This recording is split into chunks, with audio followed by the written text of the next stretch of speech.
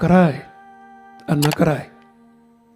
આપણને બોર્ડર આપી દીધી કે જો આ બોર્ડરની બહાર જશો તો પડશો. જેમ તમે ધાબાવાળું મકાન કર્યું, ધાબાની ચારે બાજુ પેરાફિટ ના હોય તો શું થાય? અને એમાં ઉત્તરાયણનો દિવસ હોય ને પતંગ ચડાવતા હોય તો કેટલો ભયસ્થાન રહે.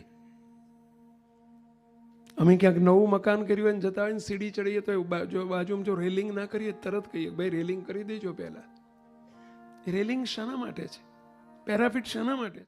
પેરાફિટ છે, આ બાઉન્ડ્રી છે, પેરાફિટ છે. તો શિક્ષાપત્રી બીજું કોના માટે છે? જેને મોક્ષ જોતો છે એના માટે છે, જેને ભગવાનને રાજી કરવા છે એના માટે છે,